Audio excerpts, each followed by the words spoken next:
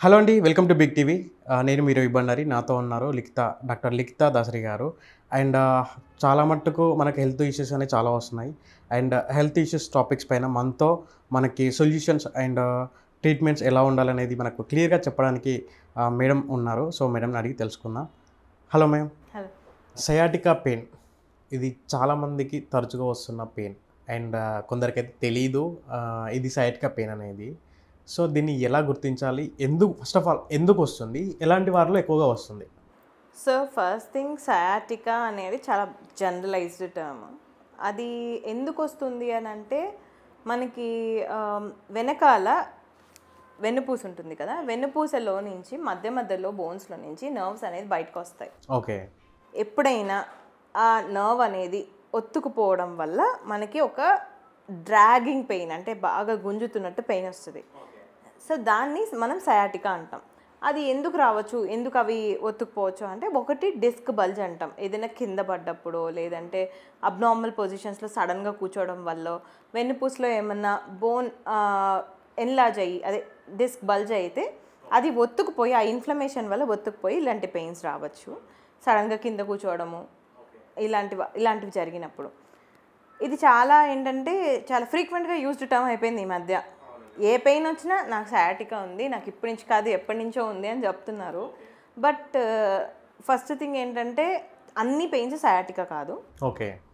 చాలా చాలా different pains ఉంటాయి. మనకు అలా వచ్చిన పెయిన్స్లో కొన్నిసార్లు కిడ్నీ స్టోన్స్ కూడా అలాంటి పెయిన్స్ రావచ్చు. మనకి కిడ్నీస్లో స్టోన్ ఉండి దానివల్ల కూడా మనకి బ్యాక్ నుంచి కిందకి లాగుతున్నట్టు పెయిన్ రావచ్చు.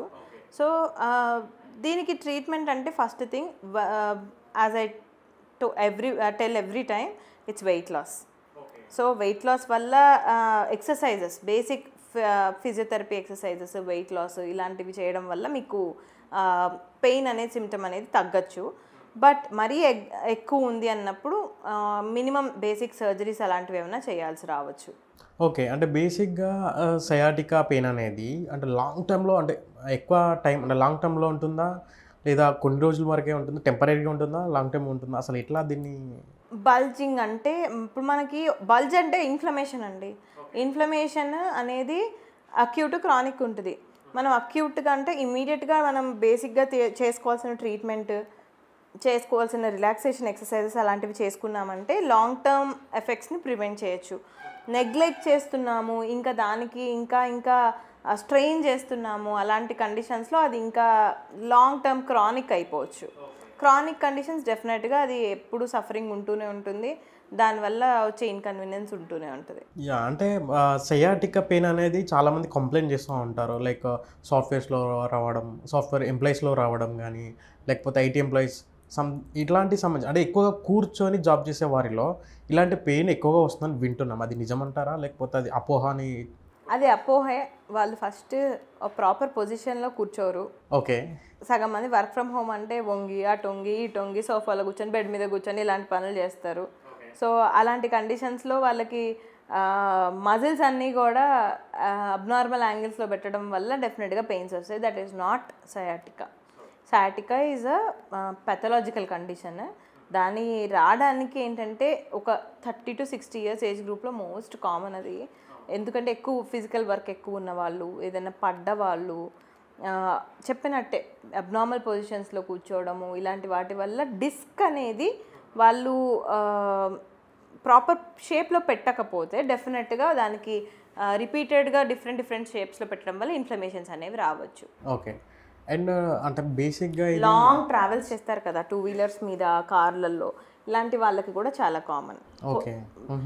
అప్పుడప్పుడు లేచి వెళ్ళి వాటర్ తాగో, కాఫీ తాగో వచ్చే వాళ్ళు అలా చేసుకున్నా సరే ఇలాంటివి ప్రివెంట్ చేయొచ్చు. ఓకే. నేచురల్‌గా అయితే బేసిక్‌గా సయాటికా పెయిన్ హెవీగా ఉంటే ఎలా ట్రీట్మెంట్ తీసుకోవాలి? నార్మల్‌గా ఉంటే ఇంట్లో ట్రీట్మెంట్స్ మానేయండి. ఓకే. నిజంగా పెయిన్ ఉంది అంటే first go to a doctor. ఇప్పుడు ఇలానే పెయిన్ ఉంది, go to a neurologist or orthopaedician, at least physician.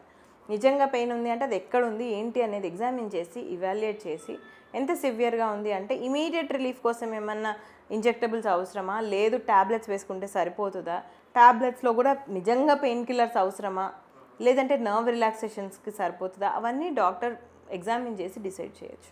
So ఏదైనా సరే బాడీలో ఎక్కడ పెయిన్ వచ్చినా దాన్ని సయాటిక్ అని చెప్పేసి డిసైడ్ అవ్వకుండా సో డాక్టర్ని కన్సల్ట్ అవ్వడం అనేది మంచిది అంటారు.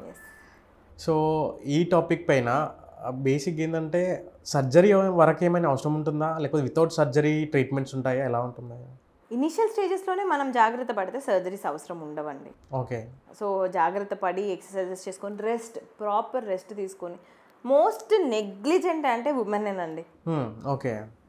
మనం ఏంటంటే మొండిగా ఇంట్లో పనులు చేసేసుకుంటూ ఉంటారు, బకెట్లు ఎత్తేస్తూ ఉంటారు, లేదు ఇల్లు ఉడిచేస్తుంటారు, తుడిచేస్తుంటారు. సో అలాంటప్పుడు రెస్ట్ లేకుండా ఉంటే డెఫినెట్గా అది ఎక్కువ అవుతుంది కదా.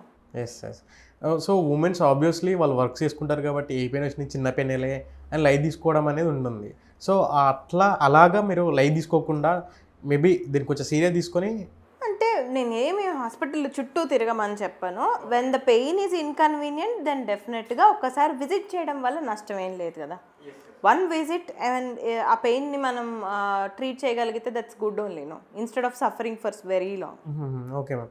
అంటే ఇది మీరు అంటున్నారు కదా ఉమెన్లో ఇలా ఉంటుందని చెప్పేసి, బేసిక్గా అంటే సయాటికా పెయిన్ ఉమెన్లో అండ్ మెన్లో ఎలా ఉంటుంది, డిఫరెంటేషన్ ఎలా ఉంటుంది? అలా పెయిన్ ఒక్కటే ఎలా ఉంటుంది. మెన్ ఏంటంటే బయట స్ట్రెస్ అవన్నీ తీసుకోగలరు, కానీ ఇలాంటివి చిన్న చిన్నవి they are more conscious. Okay. Women ఏంటంటే ఇలాంటి ఎక్స్టర్నల్ స్ట్రెస్ని తొందరగా ఎఫెక్ట్ అవుతుంది వాళ్ళకి.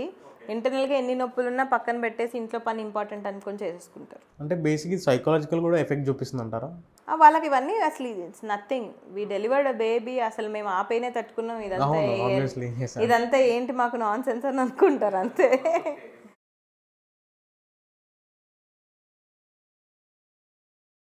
ప్రొలాంగ్డ్ సిట్టింగ్ టైం అవాయిడ్ చేయండి ఎక్కడైనా సరే. సాఫ్ట్వేర్ అయినా ఎవరైనా సరే, there is no wrong in going out for a walk for 5 to 10 minutes at least, మధ్యలో బ్రేక్స్ తీసుకొని. ఇంకోటి ఏంటంటే అగ్రెసివ్ ఎక్సర్సైజెస్ జిమ్లో కూడా కొంచెం కాన్షియస్గా చేయండి. ఓకే. అప్పుడప్పుడు జిమ్ ఇంజరీస్ వల్ల కూడా సయాటికా ట్రిగ్గర్ అవ్వచ్చు. సో కాన్షియస్గా చేయండి. ఎక్కువ వెయిట్ లిఫ్టింగ్లు ఇలాంటివి అంటే eventually as you are trained చేసుకుంటే ఒక రకంగాని, ఫస్ట్ డేనే వెళ్ళి నేను జిమ్ మెంబర్షిప్ తీసుకున్నానని చెప్పేసి వెళ్ళేసి వెయిట్లు ఎత్తకూడదు, అలాంటివి చేయొద్దు. And basic physiotherapy, basic routine exercises చేసుకుంటే ఫస్ట్ మజిల్స్ అన్నీ స్ట్రాంగ్ అవుతాయి. Routine exercises are important. Okay.